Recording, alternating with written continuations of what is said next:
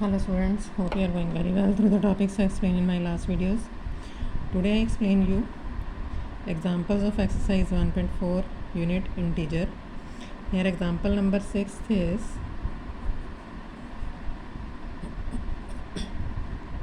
in a test plus 5 marks are given for every correct answer and minus 2 marks are given for every incorrect answer. Radhika answered all the questions and scored 30 marks. 30 marks हैं उसके total. She got 10 correct answer and Jay answered all the questions and scored minus 12 marks, though he got 4 correct answers. तो उसके correct answers हैं 4, incorrect answers हमें find करने हैं. तो इसमें हमें adjustment करनी पड़ेगी. सबसे पहले marks given for correct answers is equal to positive 5 and marks given for incorrect answers is equal to minus 2. Here हमें फाइंड करना है let number of incorrect answers दोनों केसेस में.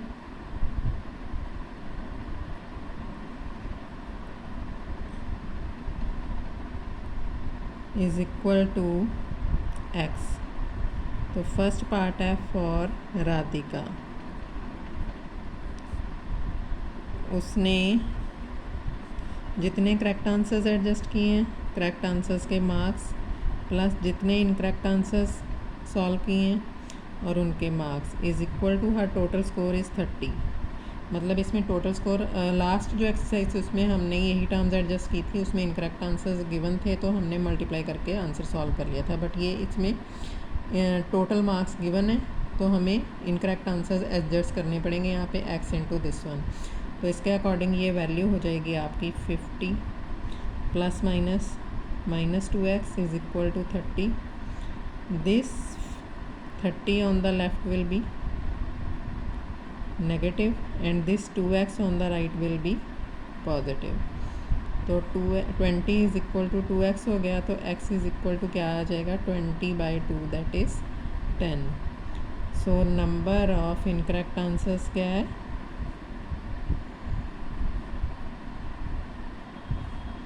Is equal to 10. ये तो फर्स्ट पार्ट का answer है.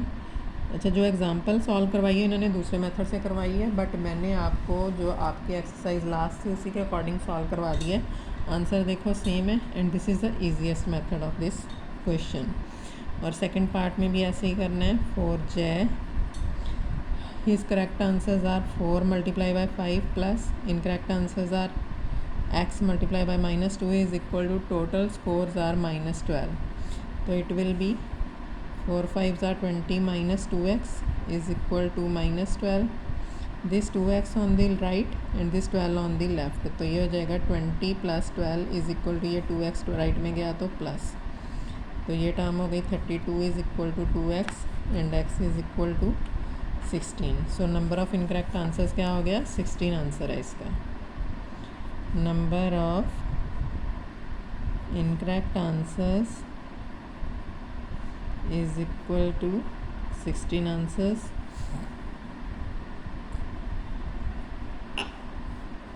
Question number 7 is a shopkeeper earns a profit of ₹1 by selling a pen and incurs a loss of 40 पैसे. अब पैसे में है वो टर्म रुपीज़ में है तो हम इसको पैसे में कन्वर्ट कर लेंगे तो ईजी होएगा. while selling a pencil of her old stove. In a particular month she incurs a loss of ₹5. In this period she sold 45 pens. How many pencils did she sell in this period? Same इसी के according जो example करवाई है मैंने, number of pencils find करनी है हमें तो एक्स एज्यूम कर लेंगे.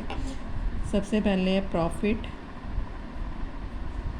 On sale of pen is equal to ₹1 या 100 पैसे, क्योंकि पैसे में है वैल्यू लॉस की वैल्यू तो ये भी हमने पैसे में कन्वर्ट कर ली. Loss on sale of pencil is equal to 40 पैसे.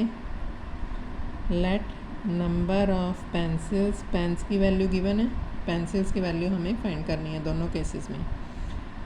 तो क्योंकि सेकंड केस में 70 पेन्स सेल किए हैं, how many pencils did she sold and profit और नाइदर प्रॉफिट नॉर लॉस है। उस केस में फर्स्ट केस में 5 रुपीज़ प्रॉफिट था।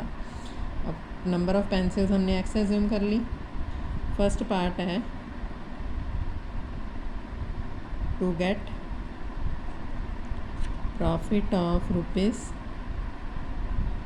₹5 दैट इज़ 500 पैसे। तो प्रॉफिट 500 पैसे का है, तो नंबर ऑफ़ पेन्स 45 सेल किए हैं। Profit on 1 pen is equal to 100 पैसे प्लस नंबर ऑफ़ पेंसिल्स हमने फाइंड करनी है। लॉस ऑन 1 पेंसिल 40 पैसे है, बट ये लॉस है तो नेगेटिव एडजस्ट करेंगे, is equal to total profit है इसका 500। प्रॉफिट है तो पॉजिटिव एडजस्ट करेंगे। 4500 minus 40x is equal to 500। It will be 4500 minus 500, ये टर्म इस साइड आई तो left negative and this term on the right will be positive. तो ये हो जाएगा 4000 इज़ इक्वल टू 40x। तो 100 pencils should be the answer of this. 125 पैसे, sorry this is the loss of 500 rupees है। टू गेट लॉस है तो loss को हमने नेगेटिव एडजस्ट करना है, नेगेटिव है तो उस साइड आके प्लस हो गई, तो ये हो जाएगा 5000। और 5000 को हम 40 से डिवाइड करेंगे तो it will be 0 and 0 cancel, 4 1 ज़ार 4 2 ज़ार 8 4 5 ज़ार 20। ठीक है, x is equal to 125 pencils. This is the answer of first part. And now second part is, in case of second part there is neither profit nor loss. To get no profit no loss means दोनों equate करेंगे। 70 pens हैं, pens के case में 100 rupees loss, 100 rupees profit है, and x multiply by loss is 40 पैसे। तो इसके according ये वैल्यू हो जाएगी आपके पास 7000 divided by 40, that is 0 and 0 cancel, 4 1 ज़ार 4 30 4 7 ज़ार 28 4 5 ज़ार 20। x is equal to 175 pencils is the answer of this question. And according to it you have to solve statement sums 4th, 5th and 6th, and one third question I explain you first and second I explain in my next video. Third question है जैसे 369 divided by something is equal to 369, किसी भी value को divide करना है किसी term से, तो सेम टर्म कब आती है, जब 1 से डिवाइड होता है। इसी तरह से जैसे क्वेश्चन है E part, something divided by 1 is equal to -87, मतलब 87 आंसर आया, 1 से डिवाइड किया, तो यहाँ पे 87 को 1 से डिवाइड करेंगे तो 87 आएगा, बट ये नेगेटिव साइन है तो यहाँ पे भी नेगेटिव साइन एडजस्ट करेंगे। तो इसके अकॉर्डिंग आपको बाकी के पार्ट्स भी सॉल्व करने हैं थर्ड के, and third to 7th you can solve according to this. First and second I will explain in my next video. Till then, thank you.